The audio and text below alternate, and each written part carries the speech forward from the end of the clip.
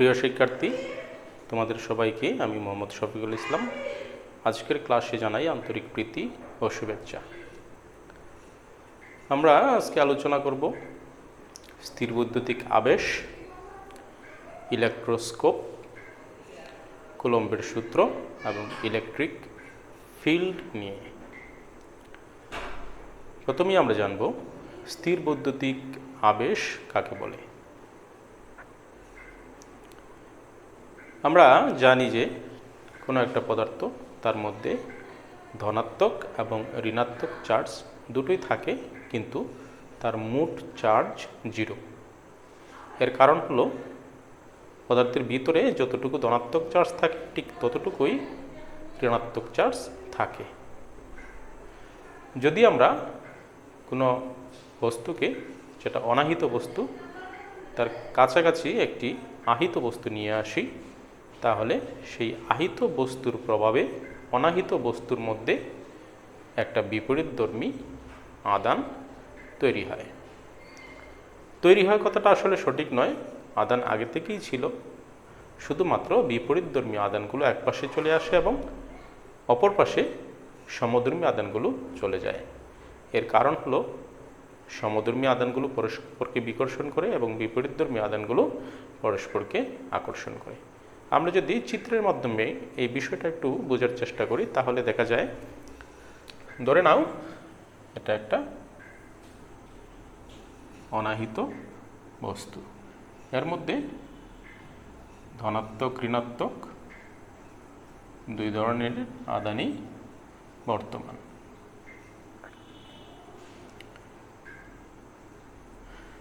স্বাভাবিক অবস্থায় ধনাত্মক এবং ঋণাত্মক আদানগুলো সমগ্র বস্তুর মধ্যে সমানভাবে পরিব্যাপ্ত অবস্থায় আছে, ফলে তার নিট চার্জ 0। এখন যদি আমরা একটা আহিত বস্তুকে তার পাশে নিয়ে আসি, ধরে নিলাম আমরা সেই আহিত বস্তুটি ধনাত্মক চার্জে চার্জিত, তাহলে যে ঘটনা ঘটবে,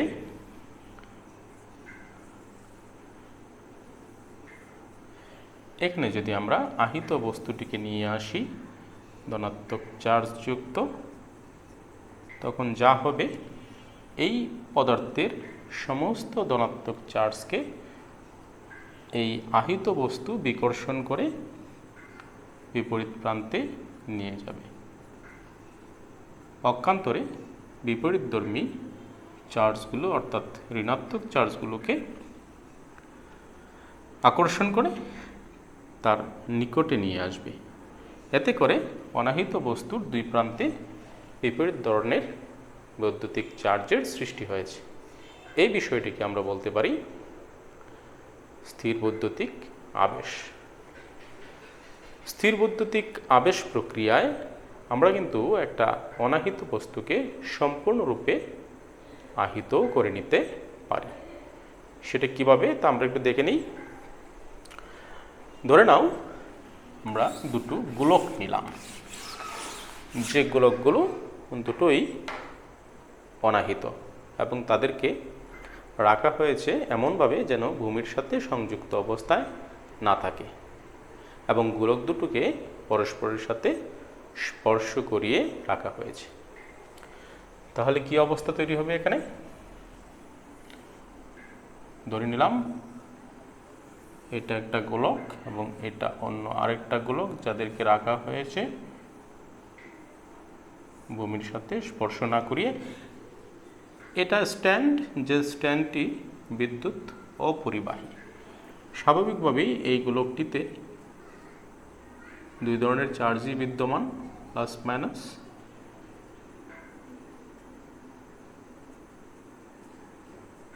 একইভাবে এটিতেও তাই। ফলে কোনো গোলকেই কিন্তু আহিত নয়। এবার যদি আমরা এর কাছে কোনো একটা চার্জিত বস্তু নিয়ে আসি, তাহলে যে ঘটনা ঘটবে, আগের মতোই সমস্ত চার্জ বিকর্ষণ করে যে কোনো একটা গোলকে নিয়ে যাবে এবং বিপরীতধর্মী চার্জগুলো সে আকর্ষণ করে অপরগুলোকে নিয়ে আসবে। অর্থাৎ এই পাশে যদি আমরা একটা আহিত বস্তু নেই, তাহলে যে ঘটনাটা ঘটবে এইগুলোকে সমস্ত ঋণাত্মক চার্জগুলো এসে জমা হবে।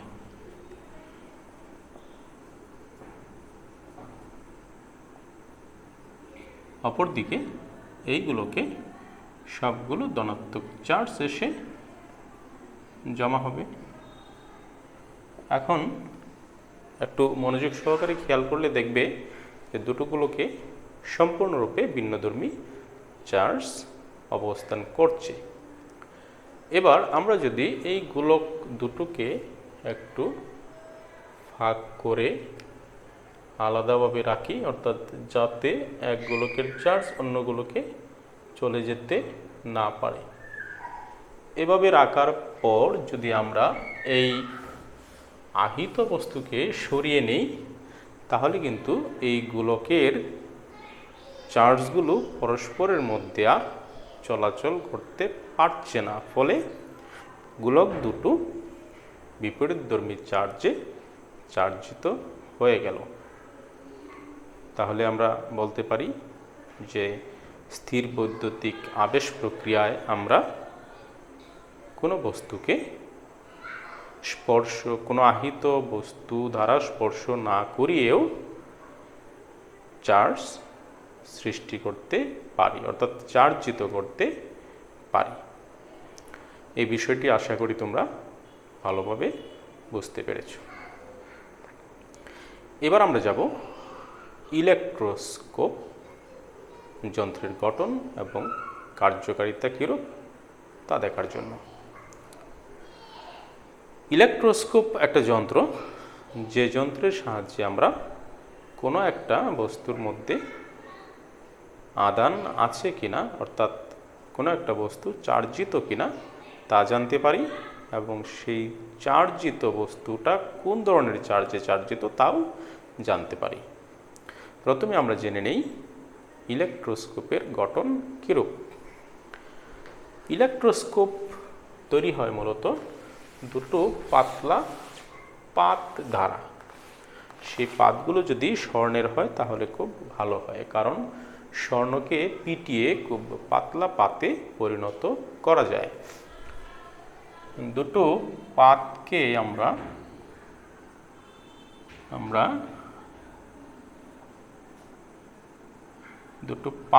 আমরা একটা দণ্ডে সংযুক্ত করি, যে দণ্ডটি ধাতব দণ্ড। ধাতব দণ্ডের উপরে একটা চাকতি লাগানো থাকে এবং সম্পূর্ণ যন্ত্রটা একটা কাচের ঝাড়ে প্রবেশ করানো থাকে। কাচের জারের ভিতরে আমরা ক্যালসিয়াম ক্লোরাইড অথবা ক্যালসিয়াম অক্সাইড রেখে দেই। কেন রেখে দেই? যাতে কাচের ভিতরে জলীয় বাষ্প জমতে না পারে। এটি মূলত ইলেকট্রোস্কোপের গঠন। তাহলে এটা কিভাবে কাজ করে? যদি আমরা কোনো বস্তু চার্জযুক্ত কিনা তা জানতে চাই, তাহলে সেই বস্তুটাকে ইলেকট্রোস্কোপের এই চাকতিতে স্পর্শ করাতে হবে। যদি আমরা এই চাকতিতে কোনো আহিত বস্তুর স্পর্শ দেই, তাহলে এই আহিত বস্তু থেকে চার্জ এই চাকতির মাধ্যমে, দণ্ডের মাধ্যমে পাতে চলে আসবে।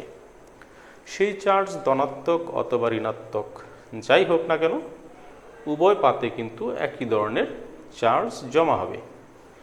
একই ধরনের চার্জ জমা হওয়ার ফলে পাতগুলো পরস্পরকে বিকর্ষণ করবে, অর্থাৎ বিকর্ষণের কারণে পাতের মধ্যে ফাঁকা জায়গা তৈরি হবে। যদি আমরা দেখি কোনো বস্তু ইলেকট্রোস্কোপের চাকতিতে স্পর্শ করানোর কারণে ইলেকট্রোস্কোপের পাতের মধ্যে ফাঁক তৈরি হয়েছে, তাহলে আমরা নিঃসন্দেহে বলতে পারি যে বস্তুকে আমরা ইলেকট্রোস্কোপের চাকতিতে প্রবেশ করিয়েছি সেই বস্তুতে অবশ্যই ধনাত্মকই হোক অথবা ঋণাত্মকই হোক চার্জ আছে। এভাবে আমরা কোনো একটা বস্তুতে চার্জের অস্তিত্ব নির্ণয় করতে পারি। শুধু চার্জের অস্তিত্বই নয়, আমরা সেই বস্তুর চার্জের প্রকৃতি কীরূপ তাও নির্ণয় করতে পারি। সেটা নির্ণয় করার জন্য আমাকে প্রথমেই ইলেকট্রোস্কোপটিকে একটা জানা চার্জ দ্বারা চার্জিত করে নিতে হয়। আমরা জানি যদি একটা কাচের দণ্ডকে সিল্কের কাপড় দিয়ে আমরা ঘর্ষণ করি তাহলে কাচের দণ্ডে ধনাত্মক আদান সঞ্চিত হয়। সিল্ক দিয়ে ঘষা কোনো কাচের দণ্ড যদি আমরা ইলেকট্রোস্কোপের চাকতিতে স্পর্শ করাই তাহলে এই চাকতিতে ধনাত্মক চার্জ চলে আসবে এবং চাকতি থেকে দণ্ড থেকে এই পাতে ইলেকট্রোস্কোপের পাতে ধনাত্মক চার্জ জমা হবে। ইলেকট্রোস্কোপের পাতে ধনাত্মক চার্জ জমা হওয়ার কারণে ইলেকট্রোস্কোপের পাতের মধ্যে গ্যাপ তৈরি হবে। এরপর যদি আমরা কোনো চার্জিত বস্তু এই ইলেকট্রোস্কোপের চাকতিতে স্পর্শ করাই তাহলে দুটো ঘটনা ঘটতে পারে। একটা ঘটনা হলো ইলেকট্রোস্কোপের পাতের মধ্যকার ফাঁক কমে যেতে পারে অথবা সেই ফাঁক আরও বৃদ্ধি হতে পারে। যদি পাতের ফাঁক কমে যায় তাহলে আমরা ধরে নেব আমরা যে চার্জ পরবর্তীতে ইলেকট্রোস্কোপে প্রবেশ করিয়েছি তা ধনাত্মক চার্জের বিপরীত চার্জ অর্থাৎ ঋণাত্মক চার্জ। ঋণাত্মক চার্জ প্রবেশ করার কারণে পূর্বে যে চার্জটা ইলেকট্রোস্কোপে দেওয়া ছিল অর্থাৎ ধনাত্মক চার্জ তা নিউট্রাল হয়ে গেছে। নিউট্রাল হয়ে যাওয়ার কারণে ইলেকট্রোস্কোপের পাতের মধ্যকার গ্যাপ কমে গেছে। অপরপক্ষে আমরা যদি দেখি ওই আহিত বস্তু ইলেকট্রোস্কোপের চাকতিতে স্পর্শ করানোর কারণে ইলেকট্রোস্কোপের পাতের গ্যাপ আরও বৃদ্ধি পেয়েছে, তাহলে আমরা ধরে নেব যে বস্তু আমরা স্পর্শ করিয়েছি চাকতিতে সেই বস্তুর মধ্যে ধনাত্মক চার্জ ছিল। যেহেতু পাতে আগে থেকেই ধনাত্মক চার্জ ছিল এবং আরও নতুন করে চার্জ প্রবেশ করেছে, ফলে স্বাভাবিকভাবেই পাতের বিকর্ষণ বৃদ্ধি পেয়েছে এবং বিকর্ষণ বৃদ্ধি পাওয়ার কারণে পাতের গ্যাপ বৃদ্ধি পেয়েছে। তাহলে আমরা দেখতে পেলাম ইলেকট্রোস্কোপের মাধ্যমে আমরা কোনো একটা বস্তুতে চার্জ আছে কিনা তাও শনাক্ত করতে পারি এবং সেই চার্জের প্রকৃতি কীরূপ তাও নির্ণয় করতে পারি। প্রিয় শিক্ষার্থী, আমরা এখন যে বিষয়টি নিয়ে আলোচনা করব তা হলো কুলম্বের সূত্র। কুলম্বের সূত্রটি হলো দুটো চার্জের মধ্যকার আকর্ষণ এবং বিকর্ষণ বল সংক্রান্ত। তোমাদের মনে আছে নিশ্চয়ই আমরা মহাকর্ষ সূত্র অষ্টম শ্রেণীতে এবং নবম শ্রেণীতে পড়ে এসেছি। সেখানে বলা হয়েছে যে এই মহাবিশ্বের দুইটি বস্তুকণা পরস্পরকে নিজের দিকে আকর্ষণ করে। ঠিক তদ্রূপ দুটো আহিত বস্তু যদি আমরা পরস্পরের কাছে রাখি তাহলে এদের মধ্যেও হয় আকর্ষণ অথবা বিকর্ষণ বলের সৃষ্টি হয়। আবার মহাকর্ষ সূত্র অনুযায়ী আমরা জানি আকর্ষণ বল বস্তুকণা দুটোর ভরের গুণফলের সমানুপাতিক। ঠিক তদ্রূপ কুলম্বের সূত্রেও চার্জের মধ্যকার আকর্ষণ অথবা বিকর্ষণ বল চার্জের পরিমাণের গুণফলের সমানুপাতিক। মহাকর্ষ সূত্রে আমরা দেখেছি সেই আকর্ষণ বল দূরত্বের বর্গের ব্যস্তানুপাতিক। ঠিক এখানেও আকর্ষণ অথবা বিকর্ষণ বল আহিত বস্তুদ্বয়ের মধ্যবর্তী দূরত্বের বর্গের ব্যস্তানুপাতিক। যদি আমরা ভাষায় প্রকাশ করি তাহলে সূত্রটিকে আমরা এইভাবে বলতে পারি, দুটি আহিত বস্তুর মধ্যকার আকর্ষণ অথবা বিকর্ষণ বল বস্তুকণা দুইটির চার্জের গুণফলের সমানুপাতিক এবং চার্জ দ্বয়ের মধ্যবর্তী দূরত্বের বর্গের ব্যস্তানুপাতিক। মহাকর্ষ সূত্রের মতোই এই আকর্ষণ বল একটা ধ্রুবকের ওপর নির্ভর করে। তো আমরা যদি সূত্রটিকে গাণিতিকভাবে প্রকাশ করি তাহলে আমরা লিখতে পারি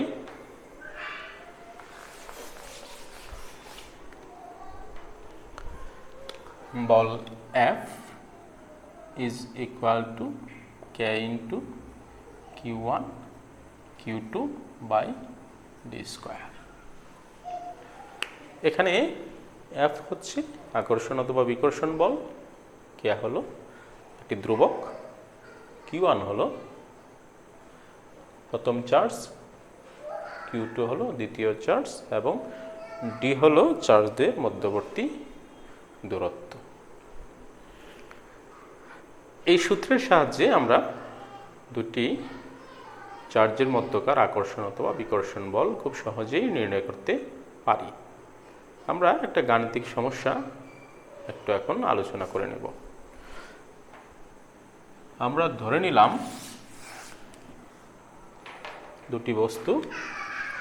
দুটি আহিত বস্তু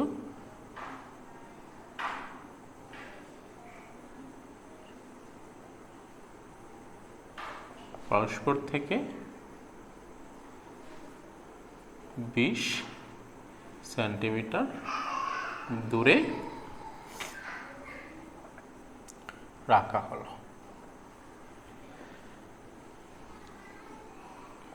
চার্জ দুটির পরিমাণ যথাক্রমে 10 কুলম্ব ও 20 কুলম্ব। দুটোই ধরে নিলাম আমরা ধনাত্মক। বিকর্ষণ বল কত?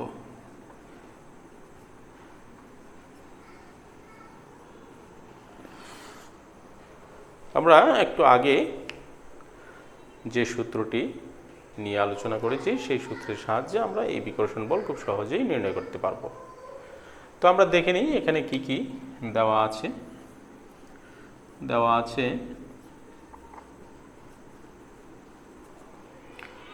প্রথম charge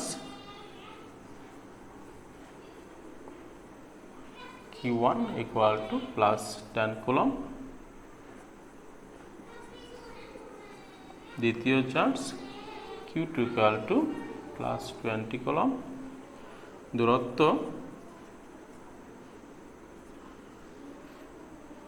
D equal to 20 centimetre অর্থাৎ 0.2 মিটার। ধ্রুবক K is equal to 9 into 10 to the power 9 newton metre square বা coulomb square.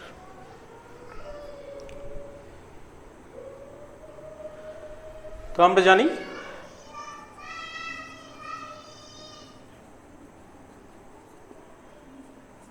F equal to ball F equal to K into Q1 Q2 by D square, that is 9 into 10 to the power 9 into 10 to 20 0.2 whole square Newton. আমরা যদি হিসাব করি তাহলে দেখব এই বলের মান 4.5 into 10 to the power 30 Newton. এটাই হলো চার্জ দুটোর মধ্যকার বিকর্ষণ বলের মান। প্রিয় শিক্ষার্থীবৃন্দ, আমি আশা করি এই সূত্রের সাহায্যে তোমরা দুটো চার্জের মধ্যকার আকর্ষণ অথবা বিকর্ষণ বলের মান খুব সহজেই নির্ণয় করতে পারবে। এবারে আমাদের সর্বশেষ আলোচনা সেটা হলো ইলেকট্রিক ফিল্ড। আমরা দেখেছি যে দুটো চার্জ পরস্পরকে আকর্ষণ অথবা বিকর্ষণ করে। এখন যদি আমরা একটা চার্জের পাশে অন্য একটা চার্জ রাখি তাহলে সেটা কত জোরে আকর্ষণ অথবা বিকর্ষণ করবে সেটা জানা যায় যে রাশির সাহায্যে, সেটাকেই আমরা বলি ইলেকট্রিক ফিল্ড। ইলেকট্রিক ফিল্ডের সংজ্ঞা এভাবে দেওয়া হয় যে কোনো একটা চার্জের আওতার মধ্যে কোনো একটা বিন্দুতে যদি আমরা +1 কুলম্বের একটা চার্জ রাখি, তাহলে সেই চার্জটা যতটুকু বল অনুভব করবে সেই বলটাকে আমরা বলি ওই বিন্দুর ইলেকট্রিক ফিল্ড। প্রিয় শিক্ষার্থী, ইলেকট্রিক ফিল্ডের বিষয়টি আমরা পরবর্তী ক্লাসে আরও বিস্তারিত আলোচনা করব। তোমরা ভালো থেকো, সুস্থ থেকো, এই কামনায় তোমাদের কাছ থেকে আজকের মতো বিদায় নিচ্ছি। খোদা হাফেজ।